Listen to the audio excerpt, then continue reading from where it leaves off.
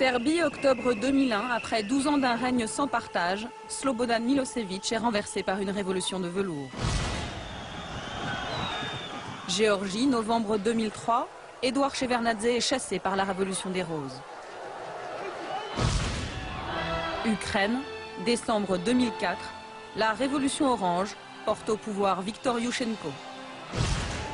Kirghizistan, mars 2005, c'est la révolution des tulipes qui triomphe. 4 révolutions non violentes, 4 régimes autoritaires, reliques de la toute-puissance soviétique, jetés aux oubliettes de l'histoire en quelques semaines. Et à chaque fois le même scénario, des élections truquées, un pouvoir qui se crispe, puis cède devant des manifestations qui emportent tout sur leur passage. Depuis 5 ans, rien n'arrête ce vent de liberté qui balaye un à un les anciens satellites de Moscou. Une aubaine pour George Bush. We have lit a fire as well. A fire in the minds of men. It warms those who feel its power. It burns those who fight its progress. And one day, this untamed fire of freedom will reach the darkest corners of our world. Une contagion révolutionnaire qui, un à un, retourne des régimes longtemps favorables à Moscou et qui commence sérieusement à irriter Vladimir Poutine, le maître du Kremlin. Самое опасное, знаете, создание системы перманентных революций. То розовых, то каких-то там голубых еще придумают. Вот жить нужно привыкнуть по закону. Mais comment sont nées ces révolutions? Qui les inspire? Qui les prépare? Qui les finance? Quels sont les prochains pays sur la liste? Pour chercher des réponses à ces questions, nous avons entamé un long périple. En Slovaquie, en Serbie, en Géorgie, en Ukraine, au Kirghizistan, mais aussi à Moscou et à Washington. Pendant plusieurs mois, nous avons suivi les leaders de ces révolutions, ceux que Bush appelle les combattants de la liberté. Mais nous avons aussi retrouvé ceux qui se cachent dans l'ombre de ces révolutions de velours. Voici les coulisses de cette conquête de l'Est que rien ne semble pouvoir arrêter.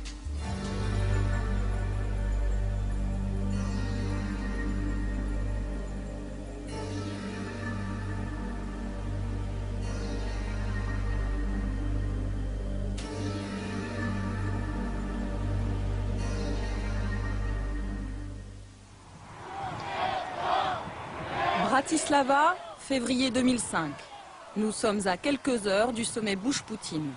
C'est le premier face-à-face entre les deux hommes depuis que la révolution orange a fait basculer l'Ukraine dans le camp américain. Officiellement, c'est le sommet de la réconciliation entre Moscou et Washington. Mais dans un salon discret de l'hôtel Marriott, c'est une toute autre partition qui se joue. Ce soir, la délégation américaine donne un cocktail très privé. Conseillers politiques, hommes d'affaires, lobbyistes. Dans ce salon, que des proches de George Bush, triés sur le volet. Et dans un coin de la salle, les stars de la soirée. Tous les leaders des révolutions de couleur qui ont balayé à l'Est les régimes favorables à Moscou. C'est George Bush qui les a invités personnellement pour les remercier. Je voulais vous remercier d'être tous venus ici. Ce qui nous rassemble, c'est notre cause commune, la liberté. C'est important que nous puissions nous parler entre Serbes, Ukrainiens et Géorgiens, et aussi avec nos amis biélorusses. Autour de la table, 3 vétérans de cette nouvelle internationale révolutionnaire. Ivan Marovic, 33 ans, leader du mouvement étudiant serbe Otpor, qui a fait tomber Milosevic. Giga Bokeria, 34 ans, leader du mouvement étudiant géorgien Khmara, qui a renversé Edouard Shevardnadze. Vladislav Kaskiv, 32 ans, ukrainien, leader de la révolution orange. Autour de la table, on fait des projets. Tu sais, on m'a demandé d'aller voir ce qu'on peut faire à Cuba. T'as besoin d'un visa pour aller à Cuba, toi? Eh bien, pas nous. Pas nous.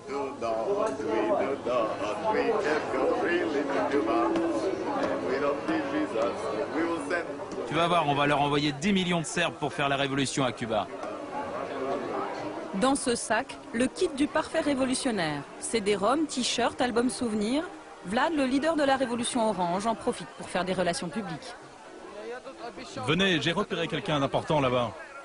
Tout le monde veut ramener un souvenir de la révolution et saluer les héros. Particulièrement Paige Reef, un conseiller de la Maison-Blanche pour les pays de l'Est.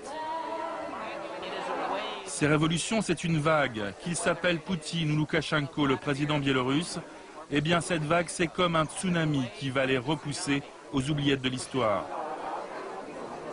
Dernière photo souvenir avant l'arrivée du président américain. Demain, ils auront tous le privilège d'un entretien privé. On va dire à George Bush qu'il faut qu'il nous utilise pour aller démocratiser toute l'ex-URSS.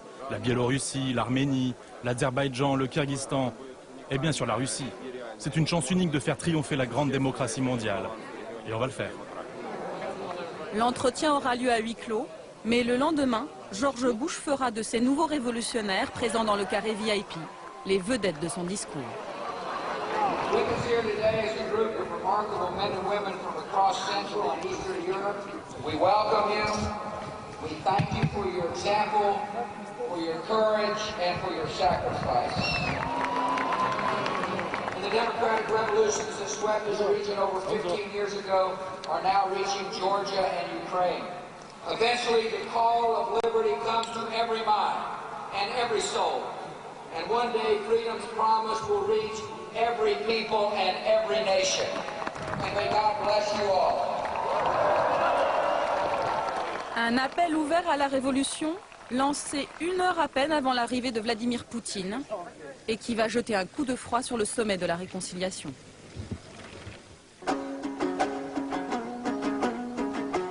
Dix jours plus tard, notre enquête nous conduit à 6000 km de Bratislava, au Kyrgyzstan. Il semble que dans cette ancienne république soviétique d'Asie centrale, on ait entendu l'appel de George Bush. Nous sommes entre les 2 tours des élections législatives et l'ambiance est tendue à Bichkek, la capitale kirghize. Ici, pas de pétrole, pas de richesse naturelle, mais une frontière avec la Chine. Alors, cette petite république est un lieu hautement stratégique pour Moscou et Washington. Les Russes y disposent d'une base militaire. Les Américains aussi ont la leur, 10 fois plus grande. Elle leur sert de base arrière pour leur opération contre les talibans en Afghanistan. Alors dans les 2 camps, on surveille de très près ces élections.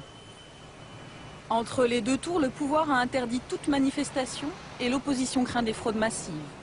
Alors, comme en Serbie, en Géorgie et en Ukraine, les étudiants se préparent à descendre dans la rue. Une poignée d'entre eux nous a donné rendez-vous en pleine nuit dans un faubourg de la ville. La réunion est clandestine. Autour de cette table, une vingtaine d'étudiants opposants au régime. Ce soir, ils visionnent un film. Bringing Down a Dictator. Comment faire tomber un dictateur. Un film culte qui raconte l'histoire du mouvement serbe et qui a inspiré toutes les révolutions qui ont suivi. Un film produit par un Américain. Là, c'est les jeunes Serbes du mouvement étudiant d'Otpor qui montent à Belgrade faire la révolution. Regardez, il y a des centaines de personnes qui les acclament sur les routes, c'est incroyable.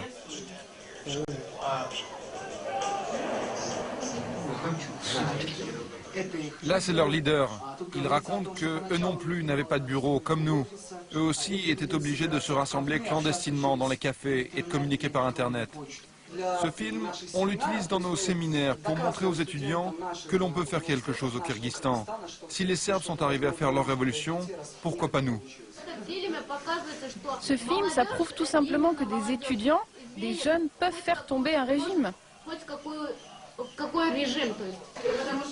Tous ensemble.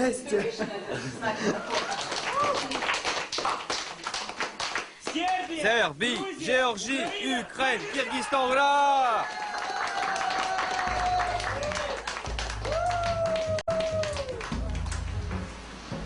Ce film, Edil l'a vu des dizaines de fois. Comme beaucoup de combattants de la liberté, il a étudié aux États-Unis grâce à une bourse offerte par le gouvernement américain. Juste retour des choses, aujourd'hui il travaille pour NDI, l'Institut national démocrate, une fondation dirigée par Madeleine Albright.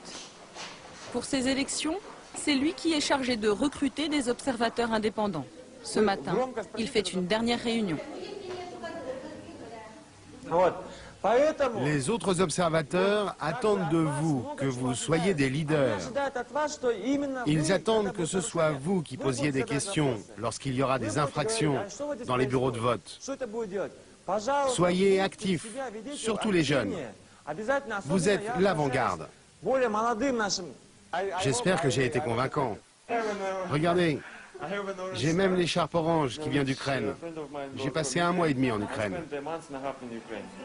C'est l'Institut national démocrate qui a envoyé Edil observer 1 mois et demi les coulisses de la révolution orange. Ça, c'est le fameux imperméable de la révolution orange. Je me souviens, c'était tard. La nuit, sur la place centrale, il faisait froid, il y avait de la neige, et il y avait des milliers de personnes qui portaient ces imperméables. J'étais tellement fasciné par l'opposition ukrainienne, ils avaient tellement d'argent, ils étaient tellement organisés, que j'ai pris ça pour le montrer à tout le monde ici et dire « Regardez, ils étaient prêts à la révolution, ils avaient même leurs imperméables qu'ils distribuaient dans les rues. » Ça se porte comme ça.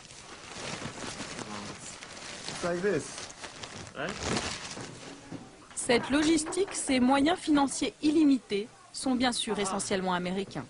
Près de 60 millions de dollars ont été dépensés l'année des élections en Ukraine. Au Kyrgyzstan, les dollars pleuvent aussi. 50 millions pour la location de la base militaire et 50 millions pour aider les associations favorables à la démocratie. Celle d'Edil touche 110 000 dollars pour surveiller le bon déroulement des élections. Alors forcément, à la une du journal que publie l'association, on sait être reconnaissant. Là, c'est le discours de Bush le jour de son investiture. Vous savez, ici, on est partagé sur George Bush. C'est pas mon président préféré. Mais quand un président américain dit que tous ceux qui vivent sous la tyrannie sachent que les États-Unis ne vous oublieront jamais, que jamais nous ne pardonnerons aux dictateurs, et que le jour où vous vous lèverez pour défendre votre liberté, nous serons avec vous, eh bien là, on le met en première page, parce que c'est important. On mérite notre liberté. Nous avons voulu voir à quoi ressemblaient ces Américains qui exportent la démocratie dans les coins les plus improbables de la planète. Pour les rencontrer, il faut aller dans un autre lieu tout aussi improbable, le golfe de Bishkek, la capitale kirghize. Autour de cette table, les représentants des principales organisations américaines présentes sur place.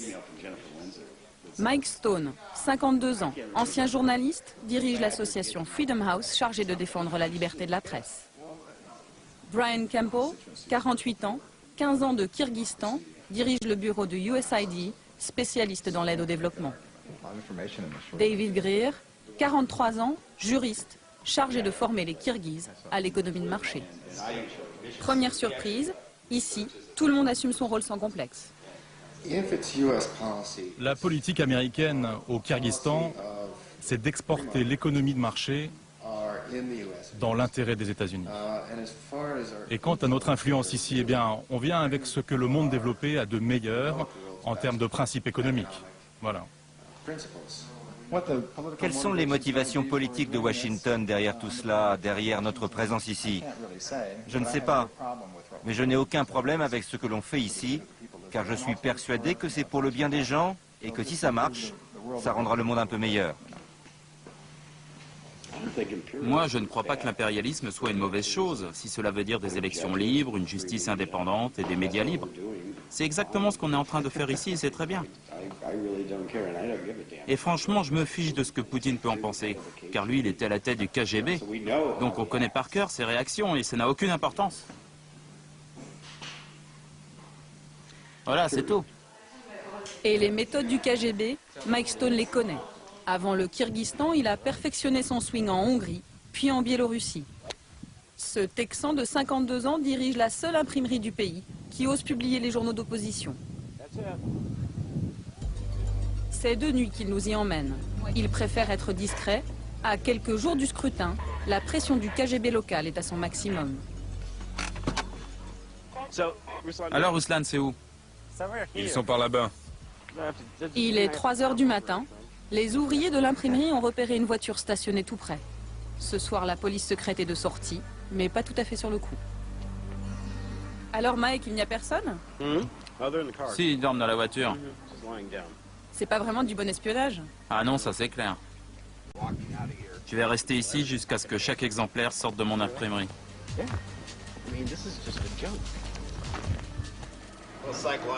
Tout ça, c'est de la guerre psychologique. T'inquiète. Si ça continue, je vais leur mettre de la musique country à fond. Tu sais, du Hank Williams. Jusqu'à ce qu'ils craquent et qu'ils décarpissent. Je suis sérieux, c'est comme ça qu'on a fait au Panama. On passait du rock devant le palais présidentiel jusqu'à ce que Noriega se rende. Vous vous souvenez? C'est ici que Mike et son association Freedom House impriment les 6 journaux d'opposition du pays. Avant son arrivée, il dépendait entièrement du bon vouloir du pouvoir. Dans l'imprimerie, le ton est tout de suite donné.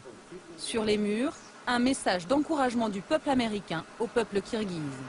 Et sur les rotatives, un petit rappel du nom du généreux donateur, le département d'État américain chargé de la démocratie, du travail et des droits de l'homme. Tout un programme. Mais depuis 10 jours, le gouvernement kirghize a privé l'imprimerie de courant à cause de cette une. Ça, c'est la fameuse une. On peut lire la maison que le président Akayev s'est fait construire.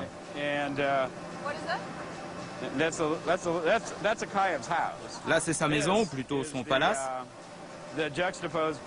Et là, à côté, un pauvre enfant qui n'a pas de toit sur sa tête. C'est pas mal, non, comme montage, hein? Ce qui est intéressant, c'est que 5 jours après avoir publié ce numéro, ils nous ont coupé l'électricité.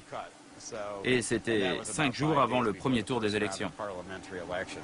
L'imprimerie fonctionne désormais grâce à 2 générateurs prêtés par l'ambassade américaine. Mais le bruit court dans tout Bishkek que c'est pour une toute autre raison que Mike est privé d'électricité. Il paraît que vous avez publié ici un manuel pour faire tomber les dictateurs. Ah oui, ça, qu'est-ce que c'était? Je me souviens plus du titre. Je crois que ça s'appelle « De la dictature à la démocratie ». Mais c'est bien le livre qui a inspiré tous les jeunes révolutionnaires, ukrainiens, serbes, géorgiens. C'était leur Bible, non? Oui, en fait, je ne sais pas comment, mais on s'est fait embarquer dans toutes ces histoires de révolution de velours, orange, rose. Moi, je dis tout le temps, je veux une révolution verte, une révolution du dollar. Amenez l'argent et on imprimera tout ce que vous voulez. Mike Stone, simple homme d'affaires, il nous affirme qu'il se souvient à peine avoir imprimé le petit livre des révolutions. Pourtant, c'est bien chez Mike Stone que Tolekan Ismailova, membre de l'opposition kirghize, s'approvisionne. Et qui le distribue clandestinement sous forme de journal. Ça s'appelle « De la dictature à la démocratie ». C'est de Gene Sharp. Je l'ai traduit en kirghize. C'est notre Bible. Il va sauver le peuple kirghize. C'est une arme puissante. Ça explique comment faire tomber un régime dictatorial de manière non violente. Les Serbes, les Géorgiens, les Ukrainiens s'en sont tous servis pour faire leur révolution. Ça explique les faiblesses de la dictature. Comment organiser une révolution non violente.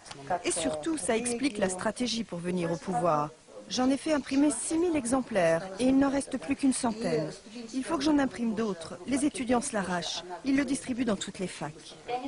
Ils aiment tellement ça dans mon village qu'ils attendent la suite. Ils ont tous envie de changer le pouvoir.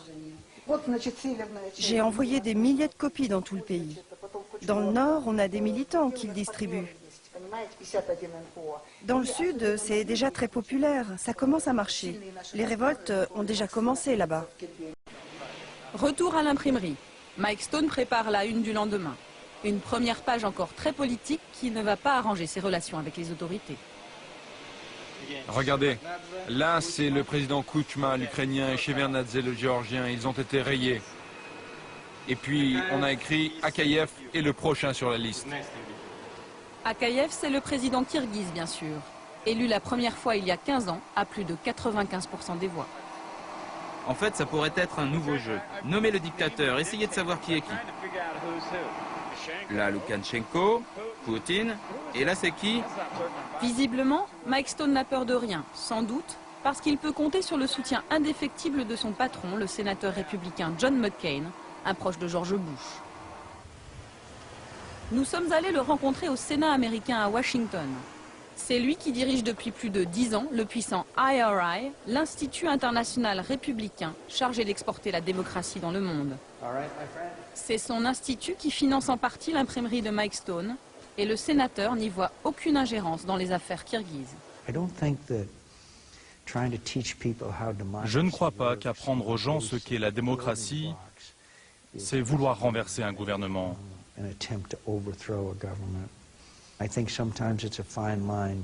C'est vrai qu'il y a une frontière fine entre encourager la démocratie et intervenir dans les affaires intérieures d'un gouvernement. Mais je suis persuadé que même sans l'aide des fondations américaines, il y aurait eu un jour des révolutions en Ukraine, en Géorgie, au Liban. C'était inévitable. Cette ligne étroite qui sépare le soutien au mouvement démocratique de l'ingérence dans les affaires d'un pays indépendant, le sénateur McCain va la franchir allègrement devant notre caméra. Excédé par les coupures de courant qui paralysent l'imprimerie, il a demandé à Mike Stone de convoquer le ministre des Affaires étrangères kirghize en personne pour une réunion téléphonique. Et quand le sénateur américain ordonne, le ministre kirghize se déplace. Yes, sure. Good morning from Washington, good afternoon in London, Prague, and Moscow, Beijing, and Baghdad, and good evening in Bishkek. I'm John McCain, ready for the media support. Pour que chacun retienne la leçon, la plupart des bureaux de l'organisation sont à l'écoute. The Kyrgyz Republic is an important ally of the United States, and we have expected that the printing press will continue to operate without obstacles created by either the Kyrgyz government or any state-controlled agencies. I'm outraged by the forced shutdown of the only independent printing press in Kyrgyzstan. This sort of information control is reminiscent of the old Soviet days and simply has no place in a free society. I'd like to ask... Pendant plus d'une heure, le ministre kirghize va encaisser. Il n'a pas les moyens de se défendre. Son pays surendetté est économiquement dépendant des États-Unis. À la fin du sermon, il est même contraint de s'excuser. Mr. McCain, do you hear me? Господин Маккейн, вы меня слышите? Да, я вас слышу. We are very sorry. Such incidents which we are sorry about should not put shadow on the image of our government, on its many times expressed commitment to support of independent mass media. Thank you. Thank you. Si une société n'est pas assez mûre pour la démocratie, il est contre-productif d'essayer d'imposer cette démocratie.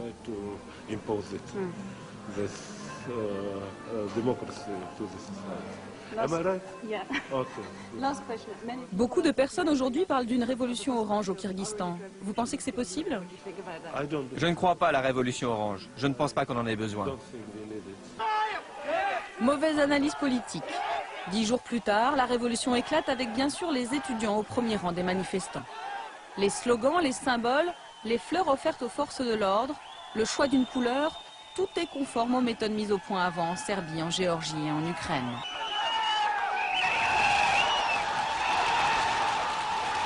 En 2 heures, le pouvoir est balayé, le palais présidentiel est pris d'assaut. Et le régime du président Akayev, qui régnait en maître depuis 15 ans, s'effondre.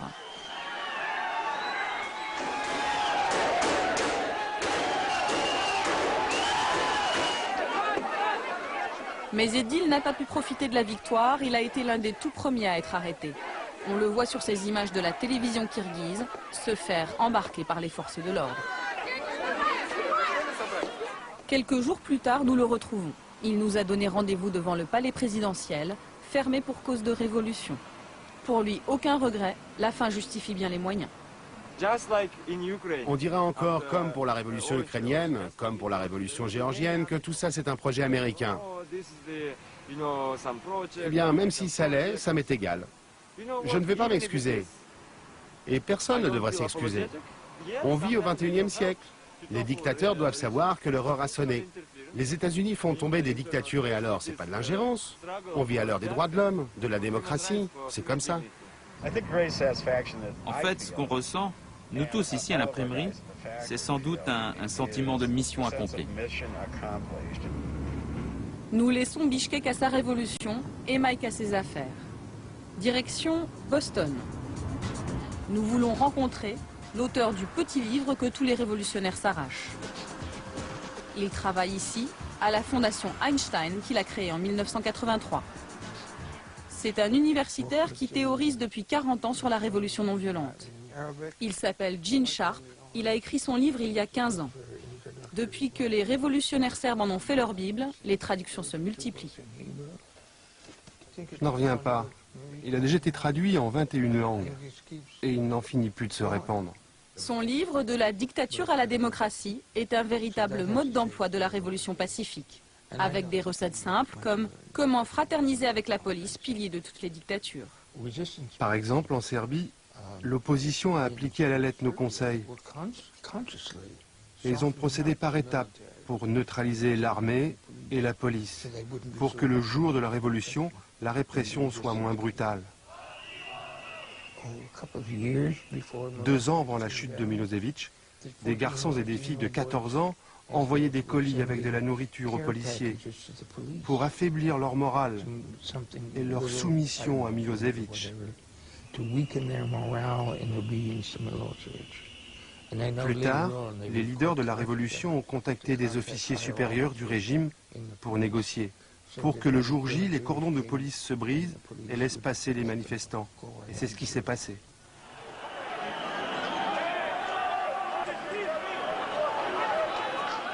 Mais l'homme de l'ombre, celui qui depuis la révolution serbe répand livre en main les bons conseils de Gene Sharp sur le terrain, n'a rien d'un universitaire. C'est un ancien militaire que nous cherchons à joindre depuis 4 mois. Il s'appelle Bob Elvey, parle rarement aux journalistes, mais nous a promis d'être là aujourd'hui. Vous travaillez avec Robert Elvey, non? Oui. Il est là? Oui, il est là. Regardez, c'est lui, Bob Elvey. Bob Elvey a passé 30 ans dans l'armée américaine comme officier d'infanterie. Il a participé à la formation de l'opposition birmane, alors il sait exactement comment affaiblir une armée et désorganiser un pouvoir. Il faut s'attaquer aux piliers du pouvoir, l'armée, l'administration. Il faut leur faire quitter le camp du régime autoritaire et les amener dans votre propre camp. Il ne s'agit pas de les détruire, mais de les retourner, de leur faire comprendre qu'il y a une place pour eux demain dans un gouvernement démocratique. C'est l'Institut du sénateur républicain McCain, celui qui finance l'imprimerie de Mike Stone à Bichkek, celui qui sermonne le ministre kirghize, qui 2 mois avant la chute de Milosevic a demandé à Bob Elvey d'aller dispenser ses conseils aux jeunes Serbes. Nous sommes allés à Belgrade retrouver Srdja Popovic, un des tout premiers à avoir suivi le stage de Bob Elvey. Ce leader de la révolution serbe dirige aujourd'hui un café branché de Belgrade. On a rencontré Bob Elvey en avril 2000. On était déjà une vraie force d'opposition au régime, mais son expérience nous a beaucoup aidés, ça a été décisif. Ce qu'il nous a appris, c'est qu'il faut sélectionner des personnes dans le système, comme par exemple la police, puis leur envoyer constamment le message que nous sommes tous des victimes, eux comme nous. Eux, ils sont des victimes parce que ce n'est pas le rôle de la police d'arrêter des gamins de 13 ans. L'une des premières choses qu'on a appris, c'est d'être visible le plus possible. Il faut choisir un symbole. Nous, c'était le point fermé. En Ukraine, c'était la couleur orange. Ça, c'est l'outil de communication. Ensuite, on passe à l'action publique, aux manifestations. Comme ça, on mobilise les masses parce qu'il faut beaucoup de monde pour gagner une bataille. Une méthode redoutablement efficace. 3 mois après le stage organisé par Bob Elvey, le régime de Milosevic tombe. Depuis, les Serbes sont devenus les VRP de la méthode Elvey. Ils exportent leur savoir-faire partout où on rêve de révolution. Ce sont eux qui ont aidé les Géorgiens à chasser Edouard Shevardnadze du pouvoir. Ce sont eux qui ont aidé à préparer la révolution orange. La méthode est toujours la même. 2 mois avant les élections, des stages discrets sont organisés pour former des leaders étudiants. Nous sommes allés en Ukraine où nous avons retrouvé des images d'un de ces stages. Nous sommes 2 mois avant la révolution orange. Les élèves sont ukrainiens et rêvent de révolution. Les professeurs sont serbes et ont déjà mené à bien la leur. Il faut que vous sachiez que vous n'êtes pas seul, que beaucoup de gens veulent vous aider à l'extérieur, qu'ils connaissent votre douleur qu'ils vont tout faire pour que vous viviez un jour dans un pays démocratique, dans une Ukraine libre. On leur a appris comment créer leur organisation, comment faire de leur mouvement une véritable marque, comment créer des logos, comment faire passer des messages, comment recruter du monde, mobiliser les gens autour de leur cause, et bien sûr, comment trouver de l'argent. Autres intervenants pendant ces stages, les représentants des organisations américaines. Ce sont eux qui payent les Serbes pour intervenir ici. Ceux-là appartiennent à la fondation du sénateur McCain et à Freedom House. Le pouvoir est convaincu qu'il va encore s'en sortir en trichant. Que personne ne les regarde. Il faut que l'on change cela. Qu'ils sachent qu'on les observe. Vous avez tous déjà vu Spider-Man, Batman ou Superman. Bon, à chaque fois, il y a un personnage que personne ne voit, qui contrôle la ville, qui observe tout, qui est partout. Et bien, c'est exactement ce qu'on doit faire, être partout et terroriser le pouvoir. 10 jours après ce premier séminaire, les meilleurs éléments sont en Crimée pour un stage plus pratique. C'est ici que les formateurs serbes mettent la dernière touche à la véritable petite armée chargée de mobiliser les électeurs ukrainiens. Nous ne sommes plus qu'à 1 mois et demi des élections. Ce stage est financé par Freedom House, la même organisation qui finance l'imprimerie du Kyrgyzstan. Nous décidons donc d'aller à New York au siège de Freedom House.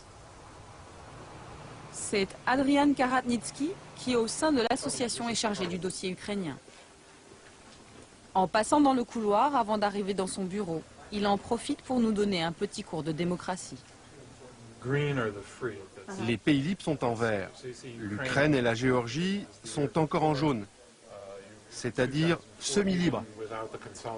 Car cette carte date de l'année passée, juste avant la révolution orange. Et puis, ils n'ont pas encore consolidé leurs institutions. Et en bleu, ce sont les pays cibles, les pays qui ne sont pas libres. C'est la Russie, la Chine, l'Iran, l'Arabie Saoudite, etc. Pour les Ukrainiens, on a donné une petite bourse de 30 000 $ pour qu'ils puissent rassembler des centaines d'activistes dans le sud de l'Ukraine, en Crimée. Ils ont été entraînés à l'action civique et à surveiller les élections.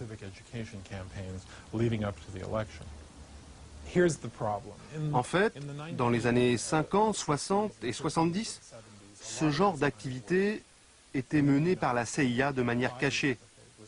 Cela donnait l'impression que les services de renseignements américains noyautaient les organisations et les partis politiques des pays. Ça faisait passer les mouvements locaux pour des instruments de la CIA. Il a donc été décidé que les États-Unis feraient désormais ce genre d'activité de manière transparente et publique. Et c'est ce qu'on fait avec nos fondations. Et la méthode est efficace. Nous sommes allés le vérifier en Géorgie, une Géorgie qui depuis la révolution des roses en 2003 a basculé dans le camp américain. Cet après-midi, Tbilissi, la capitale, attend la visite du président Bush. Les États-Unis déversent ici plus de 100 millions de $ par an d'aides diverses et possèdent, comme au Kyrgyzstan, une base militaire stratégique.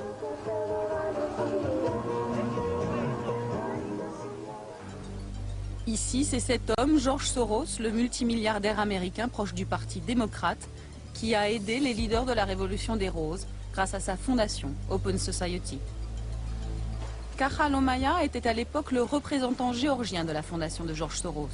Depuis, il est devenu ministre de l'Éducation nationale. On a joué un rôle important pendant les élections. L'un de nos programmes, par exemple, c'était d'inciter les gens à aller voter.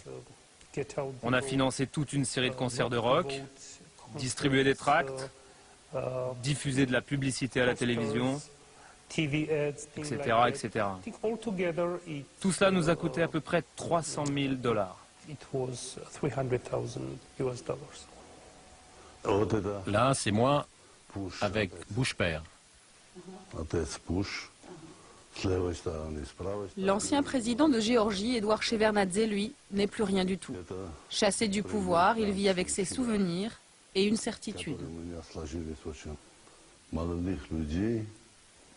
Les jeunes politiciens qui ont pris le pouvoir ont été pour la plupart financés par George Soros, le célèbre milliardaire américain. Je ne sais pas pourquoi il a voulu renverser le gouvernement géorgien. Mais ça n'a pas été une révolution. C'était un coup d'État.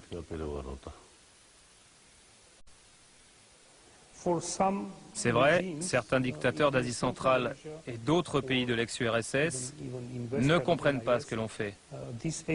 Mais je vous assure que les peuples de ces pays le comprennent parfaitement.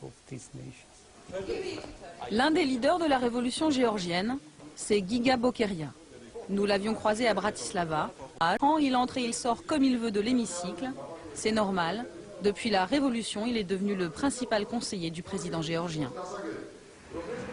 Mais ce matin, il n'assistera pas à la session parlementaire. À quelques heures de l'arrivée du président américain, il a rendez-vous dans un salon de l'hôtel Marriott avec Anatoly Lebedko, un opposant biélorusse qui est venu chercher des conseils pour faire la révolution chez lui. Car comme les Serbes, aujourd'hui les Géorgiens exportent leur expérience révolutionnaire, petit mode d'emploi en direct. Qui est vulnérable autour du président dans l'appareil d'État? Est-ce qu'il y a des personnes sur qui on peut influer, qui pourraient jouer notre jeu? Oui, ça c'est fondamental. Des personnes au sein même du régime. Des proches du président? Chez nous, tous ceux qui représentent une menace, eh bien notre président Loukachenko s'en occupe. Il les a soit mis en prison, soit fait assassiner, soit exilés. Il ne supporte pas qu'il y ait à ses côtés quelqu'un de plus intelligent que lui, qui puisse lui faire de l'ombre. Oui, on connaît bien ça, c'est un des points communs de tous les dictateurs. Nous aussi, on a connu ça chez nous. Et si on vous donne comme but de distribuer des milliers et des milliers de tracts à travers le pays, c'est possible? Il n'y aura pas trop de pertes humaines? Si, des pertes énormes. Bon, il faut qu'on réfléchisse. Oui, ça risque d'être compliqué. Et pour la récolte de l'argent, vous en êtes où?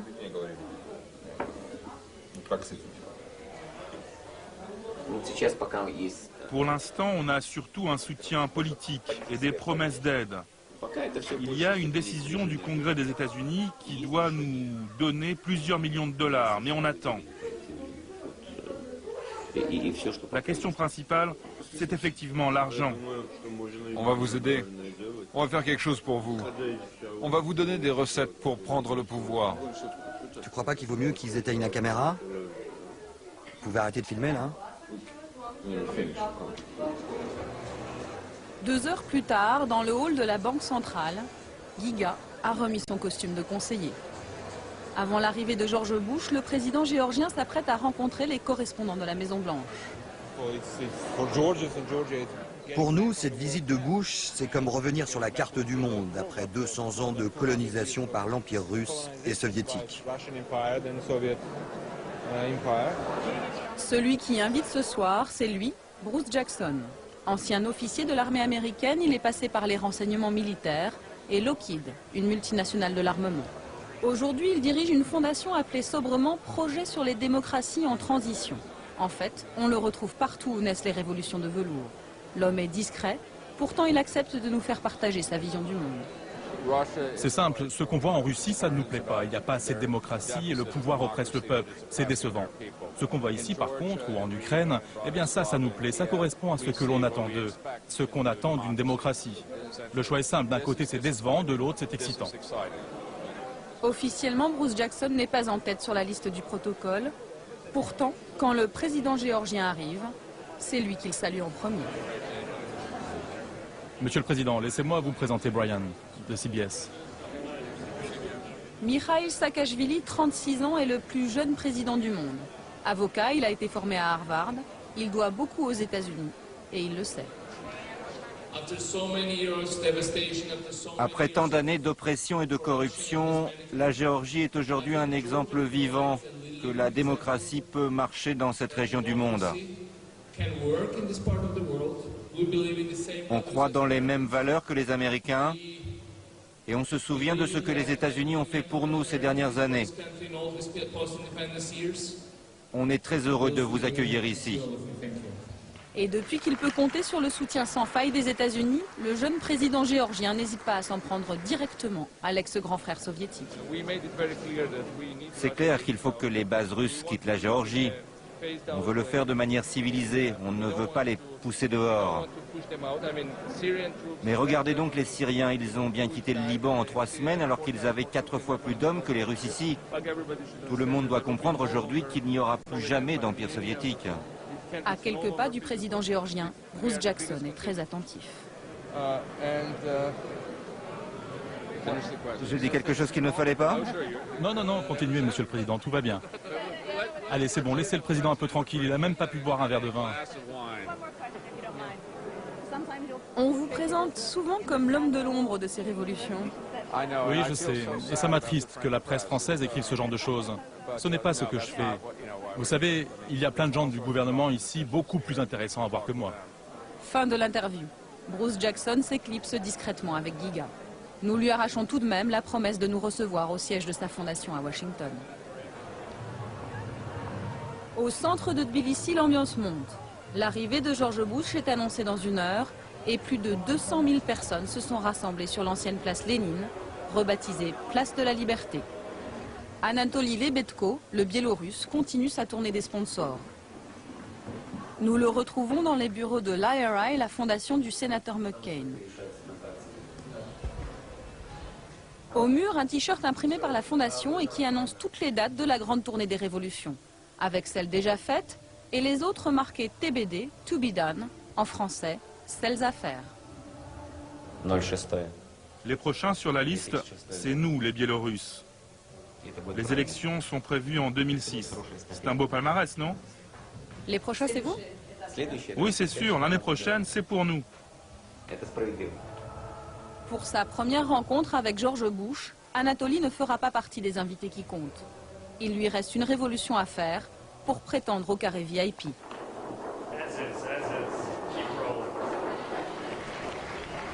Il est 15 h.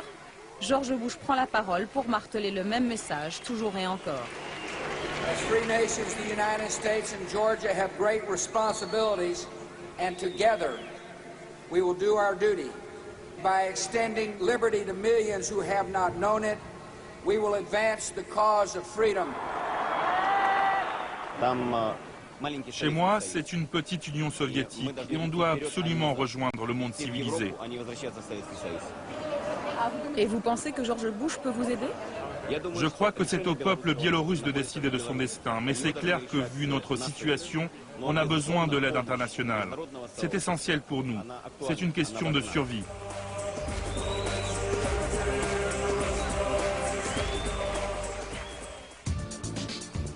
Quelques jours plus tard, direction Washington. Après des mois d'attente, Bruce Jackson, le lobbyiste en chef de la Maison-Blanche, nous autorise enfin à venir au siège de sa fondation. Tout sourire, il nous fait visiter le bureau où sont passés tous les leaders des révolutions de couleur. Au mur, des photos de son père, un des fondateurs de la CIA, et puis de George Bush, bien sûr. Sa femme est biélorusse et elle aussi très active. Regardez là, c'est ma femme, avec Condi Rice. Avec qui? Là ici, Condi Rice, et ma femme. Alors elle est comment, Condi Rice? Vous avez l'impression qu'elle vous soutient? Elle est formidable. Elle vient de dire publiquement que la Biélorussie devait devenir un pays libre, qu'il fallait changer le régime et que les États-Unis allaient tout faire pour obtenir cela. En fait, on a créé un ministère des Affaires étrangères parallèle. Le président biélorusse, Loukachenko, ne peut pas être reçu à la Maison-Blanche et nous, on peut. Surprise, nous voyons débarquer Giga Bokeria, le leader de la révolution géorgienne. De passage à Washington, il est venu saluer Bruce Jackson et se féliciter avec lui du démantèlement des bases russes dans son pays, 10 jours à peine après la visite de George Bush à Tbilissi. Regarde, je t'ai apporté un t-shirt historique. Je ne suis pas sûr de la taille, mais c'est le t-shirt de la révolution géorgienne. C'est un collector, il n'en reste que 12 en Géorgie.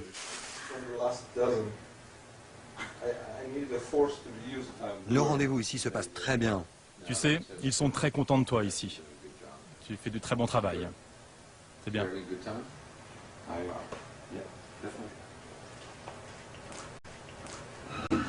Deuxième surprise de la journée, l'arrivée de ces deux jeunes étudiantes russes opposant à Vladimir Poutine. Elles viennent tout juste de créer un mouvement d'opposition et sont ici pour chercher du soutien. Bruce Jackson ne tient pas à ce que nous restions, c'est sa femme biélorusse qui insiste. Les deux jeunes Russes sont surprises elles aussi. Elles ne s'attendaient pas à rencontrer le héros de la révolution géorgienne. Vous connaissez Giga Bokharia? Giga, le roi de Géorgie, le héros de la révolution. Enchanté.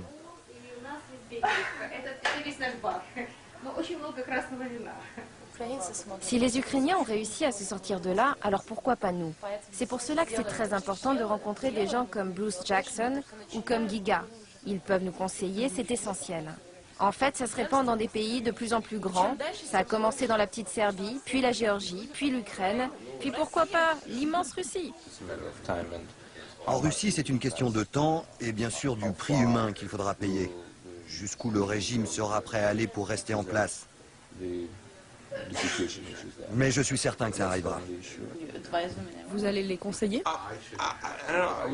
Je n'appellerai pas ça du conseil. Je leur parle de mon expérience et de toutes ces recettes que vous connaissez. Après, ils verront bien ce qu'ils pourront faire concrètement chez eux, en Russie. La réunion durera plus d'1 heure, mais hors caméra. Bruce Jackson nous a prévenus, faire la révolution en Russie, c'est-à-dire s'attaquer directement à Poutine, est un sujet trop sensible. C'est pourtant le prochain objectif. 3 jours plus tard, nous décidons d'aller à Moscou retrouver Yulia, l'une de nos étudiantes russes. Depuis que les révolutions s'enchaînent à l'Est, l'ambiance s'est durcie et la police traque le moindre mouvement de contestation. Yulia a installé les bureaux de son tout jeune mouvement ici, au rez-de-chaussée de cette maison du centre de Moscou. Notre mouvement s'appelle Aborona, ça veut dire défense.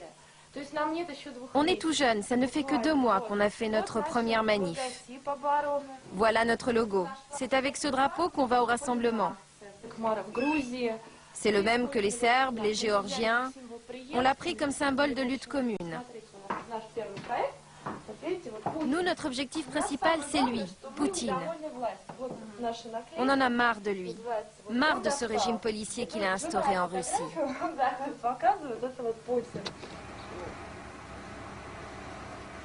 Ce matin, les militants du mouvement organisent leur 3e manifestation.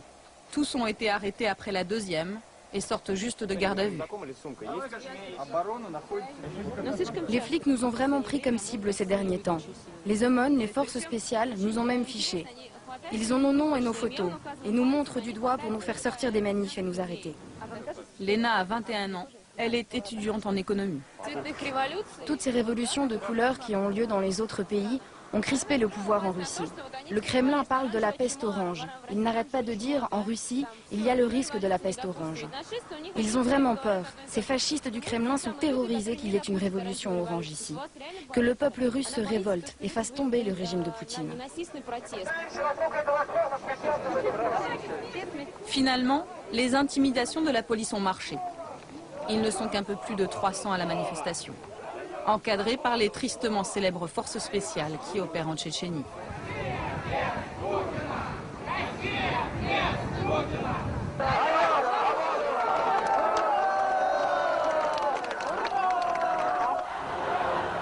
La réponse de Vladimir Poutine aux menaces de révolution, la voici. Ils s'appellent les Nashis, ce sont les jeunesses poutiniennes, un mouvement très encadré par le pouvoir russe et créé juste après la révolution orange. À chacune de leurs manifestations, ils sont des dizaines de milliers à faire front contre ce qu'ils appellent le virus révolutionnaire.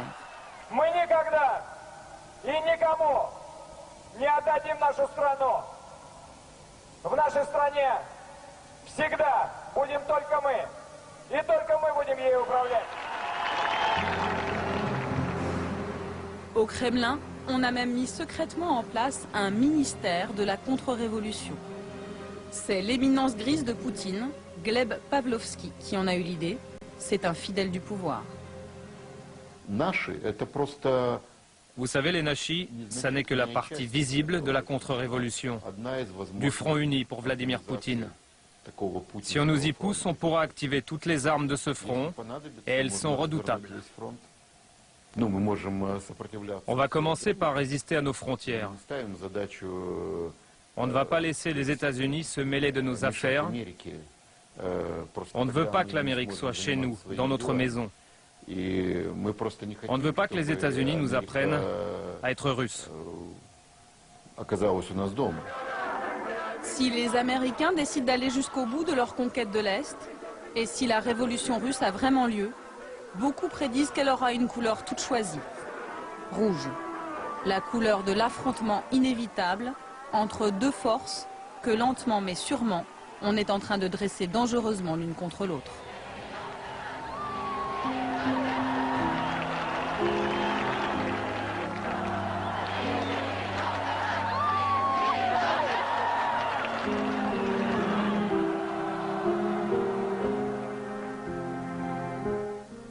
Entre deux mots, lequel choisir? Les Sri Lankais, eux, n'ont pas eu le choix. Ils ont subi une guerre civile qui a fait 65 000 morts en 20 ans et un tsunami qui en a fait 30 000 en quelques minutes. Le Sri Lanka peut-il aujourd'hui se relever?